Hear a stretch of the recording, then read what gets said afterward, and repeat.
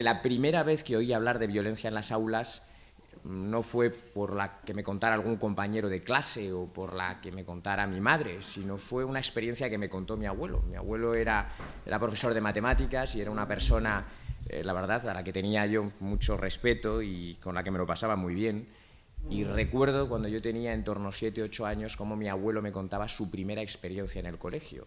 Él se incorporó al colegio, nació en el año 1912, se incorporó al colegio cuando tenía 7 años y su primera experiencia al llegar al colegio es la de un compañero que antes de entrar en clase matonamente le pedía el bocadillo, porque él se llevaba el bocadillo bien preparado y le pedía el bocadillo y le amenazaba con pegarle si no le daba el bocadillo. Se pasó meses sin poder almorzar en el colegio debido al miedo que tenía este compañero y al final se tuvo que solucionar porque ya se atrevió a contárselo al profesor, el profesor puso orden en clase y él pudo almorzar el bocadillo que todas las mañanas le preparaban en su casa y se terminó con la violencia escolar. Por tanto, la violencia escolar no es una cosa que haya ocurrido o que esté ocurriendo últimamente en los últimos 20 años o que sea producto de esta sociedad en la que vivimos ahora. La violencia escolar existía ya hace tiempo y en España, en el caso de mi abuelo, se daba la violencia escolar pues en su primer año de incorporación al colegio. Sin embargo, es cierto que entonces no estaba puesto el foco en la violencia escolar y aquello se consideraba como una cosa normal y algo que sucedía entre compañeros y que no tenía mayor trascendencia. Bueno, pues contada esta historia, y dado que hoy en día sí que nos preocupa la violencia escolar, primero quizás debamos definir qué entendemos por violencia escolar. Entonces, aquí yo me voy a referir a una definición que he encontrado en un profesor que ha estudiado bien esto, que se llama Santamaría, en la que nos dice que por violencia escolar hemos de entender cualquier acción u omisión intencionada que la escuela o alrededor de la escuela o actividad extraescolares daña o puede dañar a terceros. Por tanto, para que haya violencia escolar tiene que haber una acción intencionada y tiene que estar ligada a la escuela, no tiene que estar fuera del ámbito escolar. Ahora, las modalidades de violencia escolar, antes os refería a una violencia entre compañeros, pero en la escuela no solo puede haber violencia entre compañeros, puede haber violencia de profesor hacia los alumnos, puede haber violencia del alumno hacia el profesor o violencia entre los propios alumnos. La violencia entre profesores ya la dejamos porque esa no tocaría realmente estudiarla aquí porque no tiene remedio. Exactamente. Que también la hay, por cierto. El caso es que estas modalidades de violencia, quizás la que más nos puede preocupar es la violencia que se da entre los alumnos y la violencia que se da también de los alumnos hacia el profesor hoy en día, porque aunque hay violencia de los profesores hacia los alumnos, suele ser de menor grado. Las primeras investigaciones sobre violencia, como digo, es un tema que no se había estudiado en el mundo hasta hace relativamente poco. Las primeras investigaciones sobre violencia se realizan en Estados Unidos a partir de los años 50. Anteriormente no había estudios de ningún tipo. Y en Europa los primeros países donde se realizan investigaciones sobre violencia son en los países escandinavos, fundamentalmente en Suecia, que lo realiza un profesor que se llama Don Olweus, creo que lo pronuncio mal, pero bueno, ahí queda, que es quien realiza las primeras investigaciones en Suecia y en Finlandia. En el resto de los países europeos no es hasta la década de los 80, o sea, fíjense ustedes, estamos hablando de hace prácticamente 30 años, cuando comienza a haber estudios e investigaciones de la violencia en los centros escolares. En primer lugar es en Francia, en el Reino Unido, en Italia, en Alemania. También llega a España a final de la década de los años 80 y comienza a haber este tipo de investigaciones para saber qué es lo que estaba sucediendo u ocurriendo en la escuela. ¿Por qué en Estados Unidos?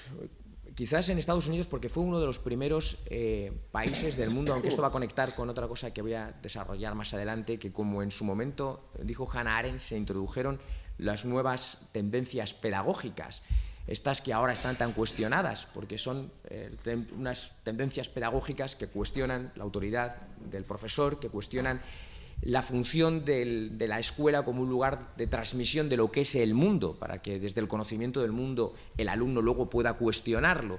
y en lugar de esto transformarlo en la escuela en un lugar en el que no hay diferencias entre alumnos y profesores, todos son iguales, el ejercicio de la autoridad por parte del profesor en relación con el alumno está mal visto porque se entiende que es autoritarismo y ejercicio del poder como el que pueda existir entre los hombres y las mujeres, y en relación con este clima pues se produce un cambio cualitativo del comportamiento en la escuela en Estados Unidos, que, insisto, ya mencionaba Hannah Arendt en sus estudios, y, por tanto, un cambio del comportamiento de los alumnos en la escuela, en esta escuela comprensiva, que, por otra parte, también Estados Unidos es uno de los primeros lugares donde se produce una universalización de la escuela, del acceso de todos los alumnos y donde el principio de igualdad rige de forma muy manifiesta. Lo digo para que lo tengan ustedes en cuenta, qué es lo que pasó en Estados Unidos, qué es lo que ocurrió. En los años 60, precisamente, se extendió este modelo comprensivo también a los países escandinavos, y es aquí donde luego después se inicia estas investigaciones por parte de los investigadores suecos, y más adelante es cuando se van desarrollando en el resto de países europeos. En España, voy a dar algunos datos. Para el 90,5% de los profesores existe conflictividad en los centros escolares. Estos son unos datos de investigación del Instituto de Evaluación y Asesoramiento Educativo. Son un poco antiguos, pero no creo que hayan variado sustancialmente.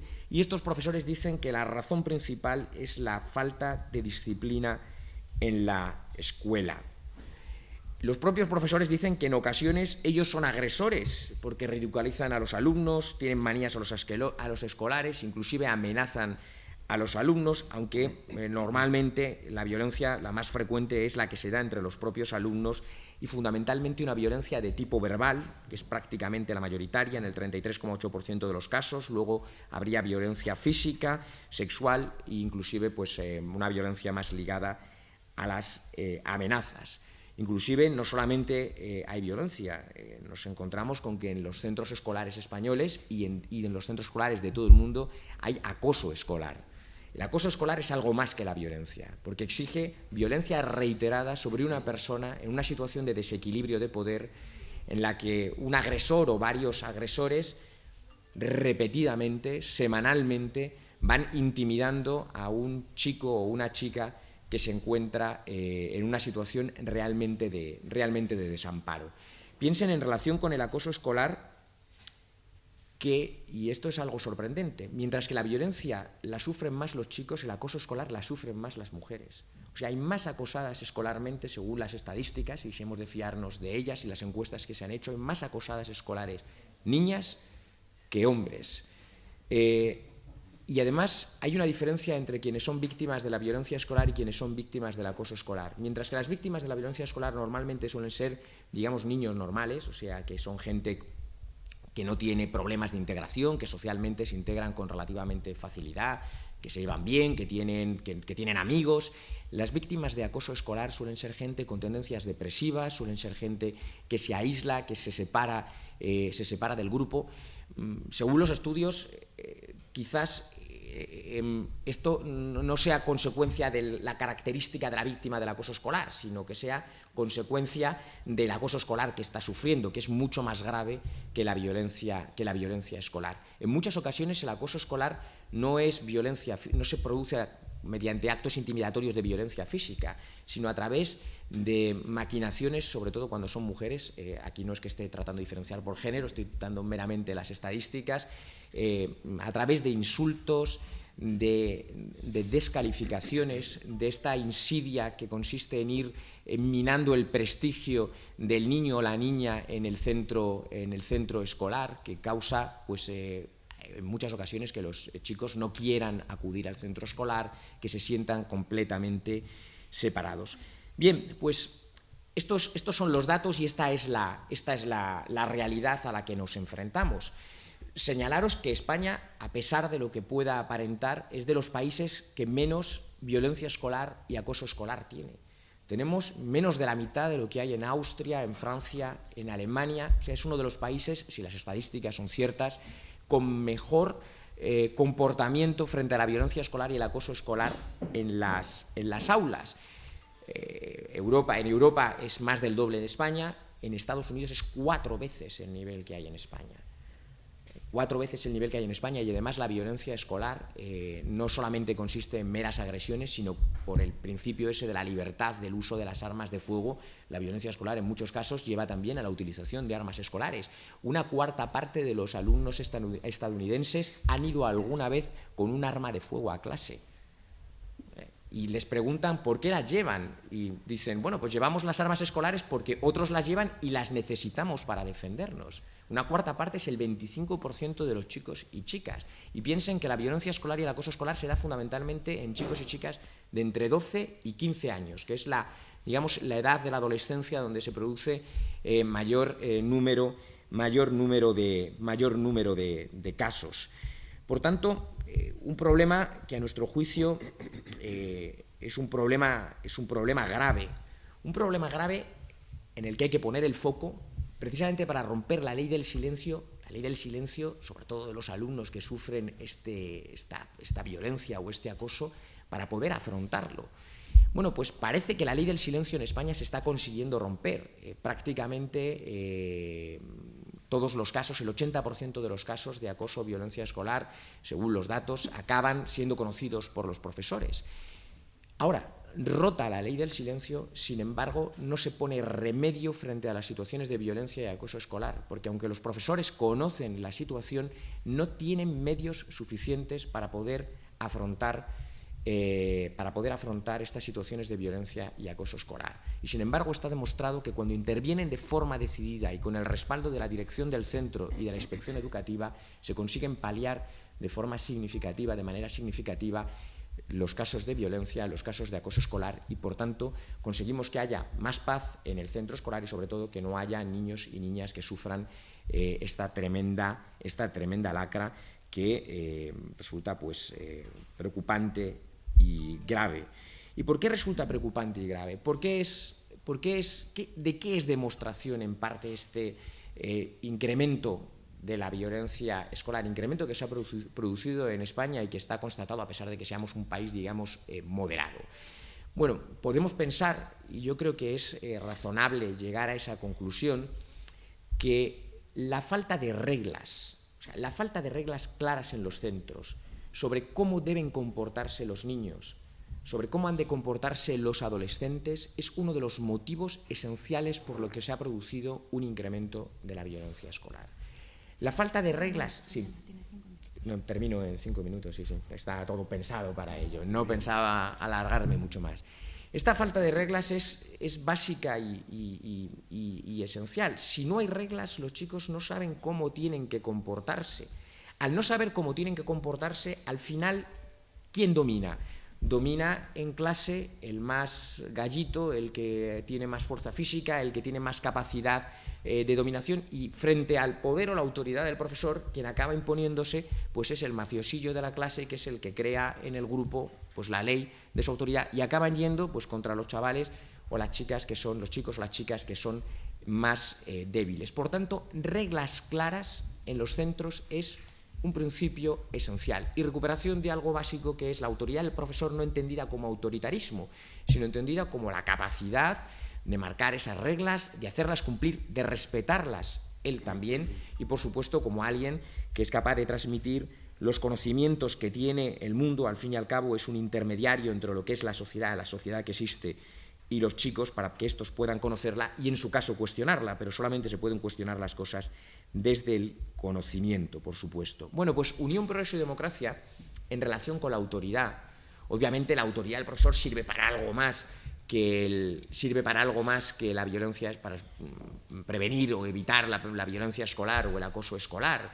Piensen que España, según los informes de PISA, es de los que menos violencia escolar tiene y acoso escolar, pero sin embargo es el país donde más indisciplina hay en clase. O sea, es el país donde los alumnos más interrumpen la clase y dificultan, de Europa, de los de la OCDE, vamos, de donde se hace el informe PISA, lo cual es algo también preocupante y que quizás con leyes de autoridad del profesor podríamos conseguir, reforzando su imagen, pues prevenir estas situaciones. Desde UPyD en su momento se hizo una propuesta de ley de autoridad del profesor, en la que pues, recogemos la posibilidad de que el profesor, por el conocimiento de la clase, pueda sancionar mediante una sanción leve, un comportamiento de una infracción leve, inclusive adoptar algunas medidas cautelares cuando haya una infracción grave sin tener que esperar a que intervenga directamente la dirección del centro.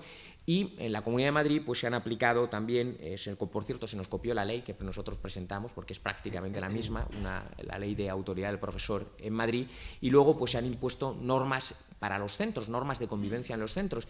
Y yo he estado en un centro, he estado visitándolo, concretamente recientemente un instituto, el Julio Verne en Alcorcón, y la verdad es que allí, con voluntad de la dirección, con refuerzo del profesorado, consiguieron disminuir enormemente la indisciplina y también la violencia y el acoso escolar, e inclusive el fracaso escolar. Tenían un fracaso escolar, prácticamente un abandono escolar de prácticamente el 30%, y consiguieron reducirlo en 20 puntos en 5 años, con una dedicación efectiva por parte de la dirección del centro, en un trabajo dirigido a ese objetivo. Pues nada, nosotros creemos que esta es la solución. Y ya termino contándoles también otra experiencia personal. Les decía que mi madre era profesora. Pues mi madre tuvo que sufrir ya cerca de la jubilación un caso de violencia escolar en el centro entre alumnos con un tema de drogas. Mi madre intervino y al final le destrozaron el coche los alumnos, los otros y tal. Y en lugar de encontrar el apoyo de la dirección del centro y de la inspección, la dirección del centro se lavó las manos, la inspección de Valladolid se lavó las manos, negaron la existencia del problema. Mi madre ya se jubiló, luego ese centro tuvo graves problemas y tuvieron que adoptar soluciones. Pues eso es la cuestión. Cuando hay un problema hay que afrontarlo, reglas claras, intervenir de forma decidida, romper la ley del silencio y alguna ley para reforzar la posición del profesor